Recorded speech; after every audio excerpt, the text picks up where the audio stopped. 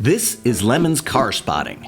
You post to Instagram with the hashtag Lemon's Car Spotting.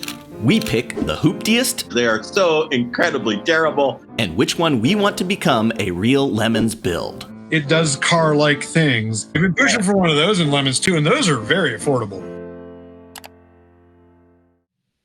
Hey, welcome to Lemon's Car Spotting. I'm Nick, that's Eric. This is the show on the 24 Hours Lemons YouTube channel where you post to Instagram your weird car pictures. You tag them with Lemon's Car Spotting, and we'll find them. We'll talk about them.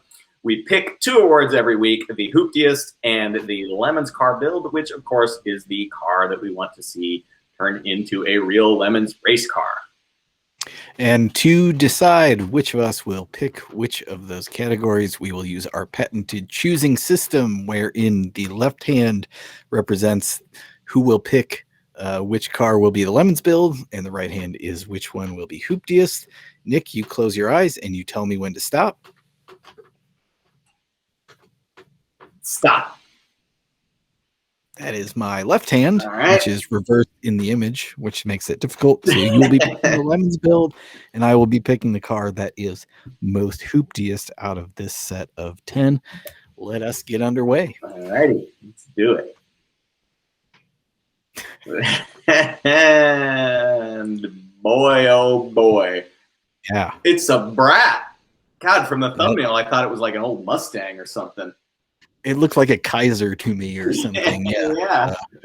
Well, the Subaru Brat, which is some acronym that I'm sure you guys will tell us about in the comments, is obviously a car that we have a lot of affinity for in the Lemons. We have only seen one as a Lemons race car. Is that right? 2 from the same team. They put one over a Miata after they had run a stock one. But right. yes. Yeah, right. Anyway, incredible car. Had some weird chicken tax loophole where the 2 little sketchy jump seats with BMX grips in the back made it not a pickup, and then therefore not subject to some kind of weird treaty-based tax. The chicken tax, God, we should do a whole Lemons world on the chicken tax. That is just the weirdest thing. But yeah, in any case, you know, it's a Subaru. It's an old Subaru. This one's got moss growing out of the A-pillar. Yeah. Now, if I remember correctly, it is a bi-drive recreational all-terrain vehicle or all-terrain transport. There it is.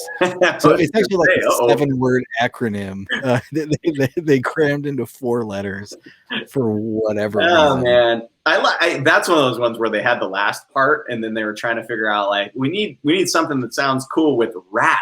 Oh, Brat would be cool. What the hell are we gonna do with B? And then like, you know, months later, I've got it. Bi-drive. Yeah. A word that has never been used before or since. Yeah, and these had the 4-cylinder, like a 1.6, you know, the boxer engine. The spare tire sat over the engine. This one's had its wheel wells cut. Obviously had bigger tires put on it. Well, it's pretty cool looking. I will say Brat number 1 off the production line was at the Lane Motor Museum when the Lemons Rally went there, and they had every option on it. You know, it had the light bar, had like the graphics package. It's spectacular. It had the little the Cyclops light in the grill. That's one of my favorite Brat features. It was like behind a little hidden door in the middle, and it popped up, but then it also turned with the steering wheel. Is that right? I don't know. Maybe that wasn't on production model number 1. Yeah, that might have been a later option. Well, they all didn't have that. So if you're going to bring a Brat to Lemons, whether your car has that or not, you have to replicate it. It's a requirement. That's right. All right. Hell yeah. And, oh, man. GBody. This is from Mike Slap Attack. What does this say here? So he's saying it's a turbo V6. This would have been like a late 70s, which when it was still called the A-body. Right. I think it became the GBody once the weird curving fender line went away. Oh yeah, yeah, I can picture the difference now.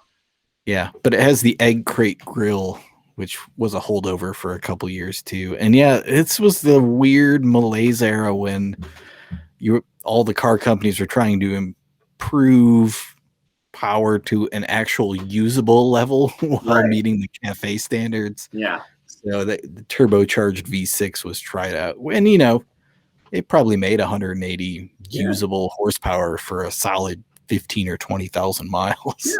Yeah. Well, there's nothing wrong with that. Probably had a carburetor too, man. Yeah, they were all blow through. Yeah, which is, as Lemons teams who have attempted it can tell you, super reliable.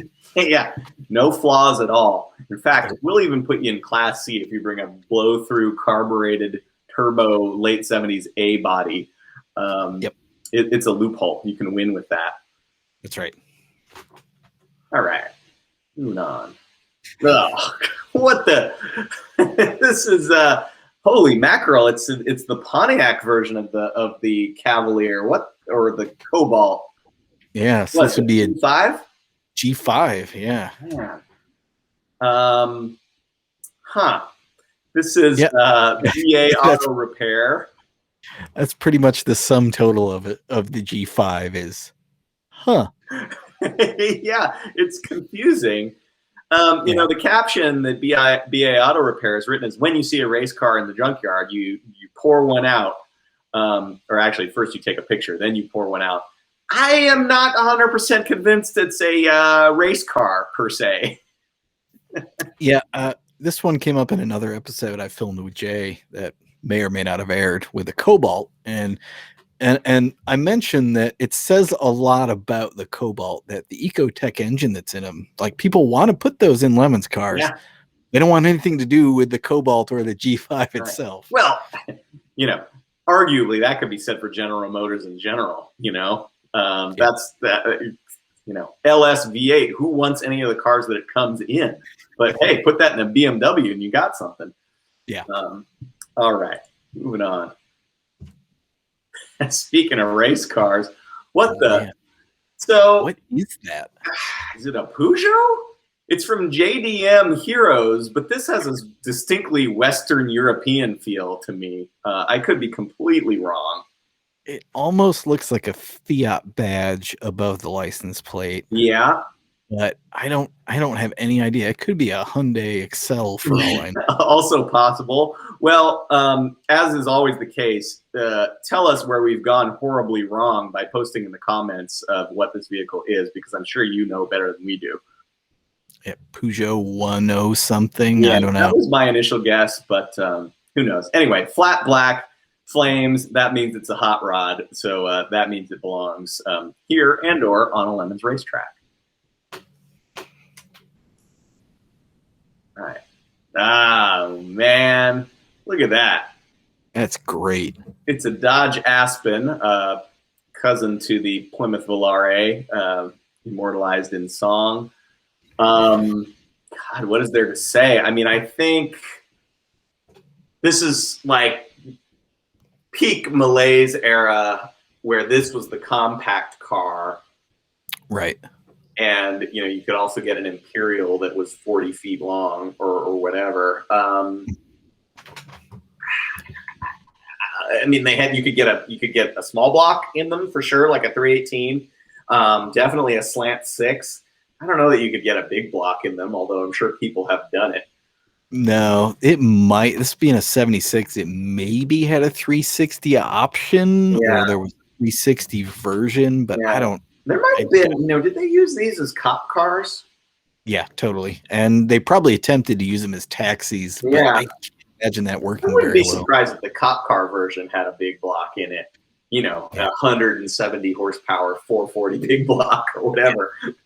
So this one's in Panama, which is worth pointing out. And it looks like it's in front of the water treatment plant, which well, it's a combination water treatment plant and prison. Yeah. So, that seems about right. So that's a car in a place at a time. Yeah. It looks like there's some weird, I guess that's just stylized Aspen on the. Yeah, that was the font that they used for Aspen, and I don't know what they were going for. Like Aspen, you would think is like woodsy or maybe luxurious, like Aspen, Colorado, but their font was super like It's cartoony. Yeah, cartoony or like Tolkien Middle Earth Hobbit level.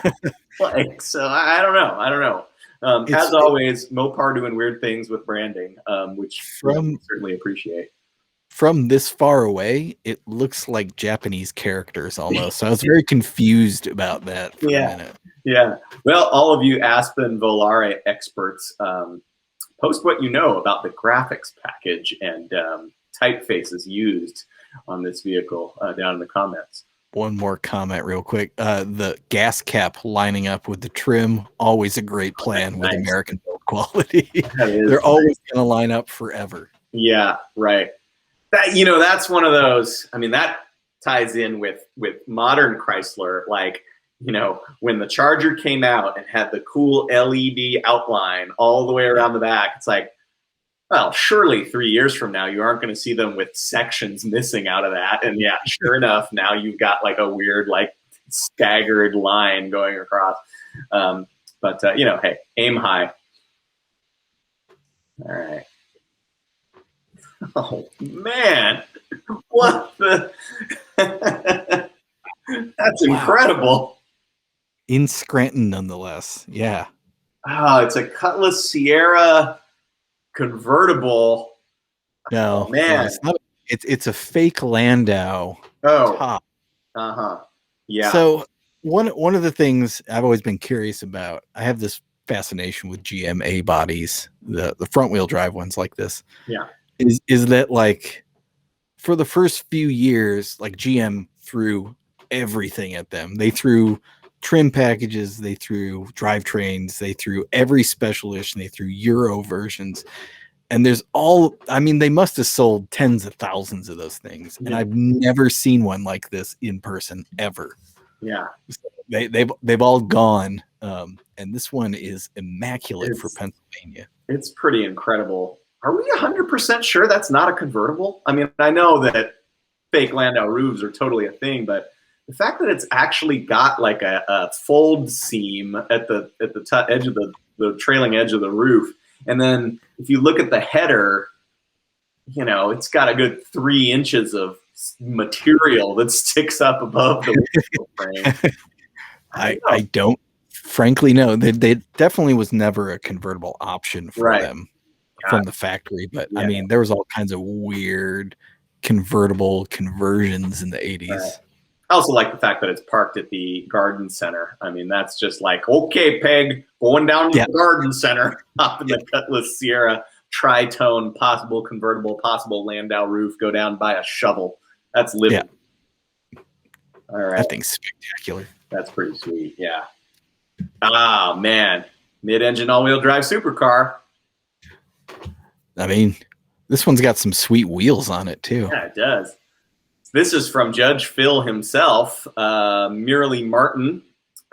He's there in Denver.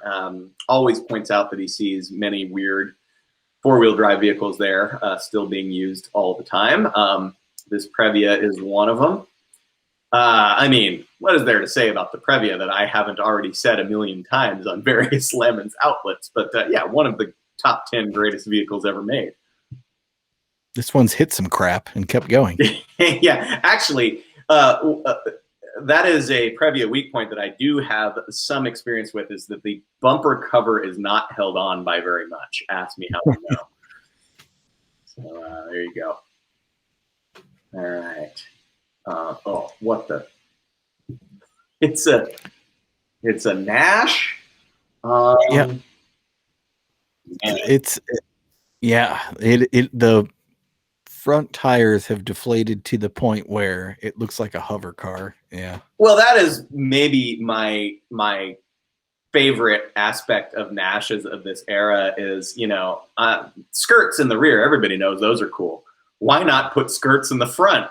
And so many, if not all of their cars had that styling treatment. I mean, even the Nash Metropolitan had little like front skirts, and it had that weird, hover car look. I'll also point out a couple of things happening in this picture. One, for sale sign. That's optimistic. And two, a sign that says "Home of the Mayor of Oz." What do you suppose that means? I assume the guy who played the mayor of Oz from The Wizard of Oz lived there. You know, this guy who was on screen. Was he the mayor, the man behind the curtain? I mean, that was my assumption as well. I mean, that's the only guy we know that's from Oz. But there was a mayor in the movie. He's the mayor of the place that had the singing little people. Oh, yeah, right. I don't know that he was the mayor of Oz, so maybe it's something else. Maybe it's from the TV show Oz that was about prison. I don't know. yeah, which is like, in Salinas or something. Yeah. If you can shed any light onto what is the mayor of Oz, post it down in the comments. I would like to know. Nashes are cool though. Yeah, more Nashes and lemons would be awesome. Yeah, no doubt. All right. Oop. You skipped. Did I skip one? Well, we'll go back to that one. All right. Look at that thing. That's really nice.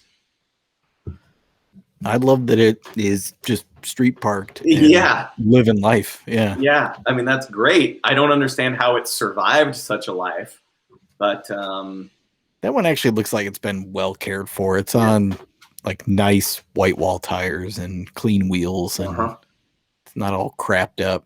That's somebody's baby. I think it just was parked, unfortunately, outside for that day. Yeah, I'd agree with that. I don't know. Oldsmobiles of this era got a bunch of weird stuff. Like, you think of Chevelles and whatnot. Like, there's the standard small block V8. There's the straight six. There's the big block V8. But Oldsmobile had its own motor options, as did Pontiac in this era. So I don't know what kind of engines you could have got in a, I guess this is a 98. So if you know what's going on, inform us about the Olds 98 of whatever year this is, late 60s. I can tell you that it would have been ample room for you and about 13 of your closest friends. Inside right. And that doesn't even include the trunk, which doubles the capacity from there. That's right. All right. So the car that I skipped is both a car and also another part of a car. 1.5. Yeah. This, of course, is a second-gen 4Runner and second-gen 4Runner trailer. The car with the same half car as trailer is kind of a baby boomer at the sock hop affectation. Like, you see that on, whatever, your 50s hot rod. I gotta say, this is maybe one of the more practical applications of such a thing, because, the off-road trailer is a thing, and you can easily get rear lifted leaf springs and big tires for a second-gen 4Runner. And, it's a boxy square shape that, this one retains its doors and rear hatch.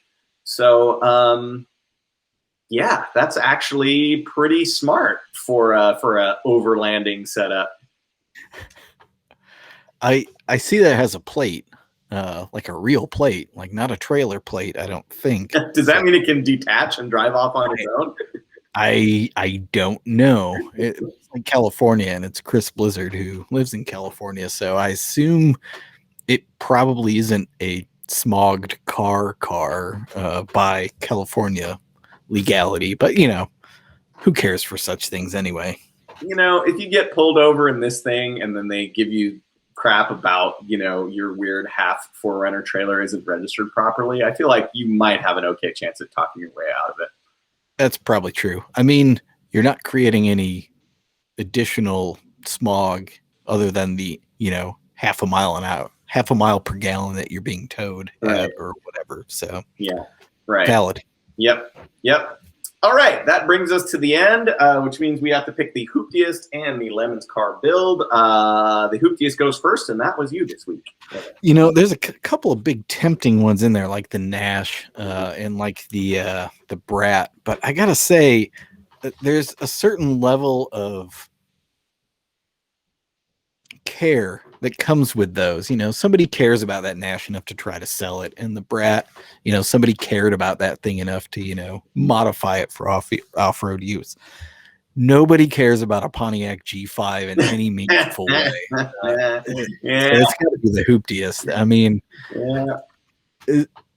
our reaction to this was, well, yeah, of course. Like, of course it's in the junkyard. Well, you know? yeah, and we've mentioned this a million times, but you know, towards the end of these now defunct General Motors nameplates, literally the only reason for this car's existence was to satisfy the existing Pontiac dealer franchises that, you know, they had signed whatever contract to be a GM franchise. And so GM was obligated to give them a car to sell. And there was 0 point or reason for this car to exist other than that. So they slapped a grill on it, slapped a different badge on it, and called it a day.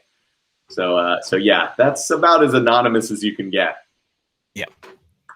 Well, one of the cars you mentioned is going to be my Lemons build of the week, and it is going to be not that, although I did consider that, because imagine that on a road course. I'm going with, well, we've seen Previas, they're amazing. I'm going with the Nash. We've seen one Nash Metropolitan in Lemons, which was pretty incredible. I have no idea what model this is. I'm sure you'll tell us. But this competing on the finest road racing courses of the United States doesn't get much better than that. It's already for sale. What are the chances this guy wouldn't take $500 to get rid of, you know, where it's been parked clearly for decades? You can, while you're there, you can find out what the hell's going on with the mayor of Oz. You know, put whatever drivetrain you want into this, put whatever suspension you want into this, put all the safety gear in it. We're not going to sweat you on going over budget. Probably leave the paint and bodywork as is, and done. Slam dunk. You'll probably go home with a trophy. Yep. You could probably even sell some of the glass off it to make a bit of money to the weird Nash people who are well, and totally not crazy, I'm sure. Yeah, no. Any kind of interior bits, trim, glass, stuff that you don't need for Lemons that has value, you can recoup that into your Lemons budget. That's right there in the rules. So yeah, slam dunk. We want to see this on a road course. All right, that's going to do it for this episode of Lemons Car Spotting. We'll be back next week with a brand new set. As always, when you're out, take pictures of your crappy cars that you see and tag them with hashtag Lemons Car Spotting, and we will talk about them. For Nick, I'm Eric. We'll see you next week. I could totally see a Lemons team, like, we're going to make it super cheaty and handle well, which, again, we would 100% welcome. But they put super wide tires on the front and then realized that they couldn't do anything without dismantling the car. Well, we can't make turn one. Yeah, that, and it would have like 0 turning radius at all. You could go about an inch before hitting the side of the car. Yeah. Austin Powers, the race car.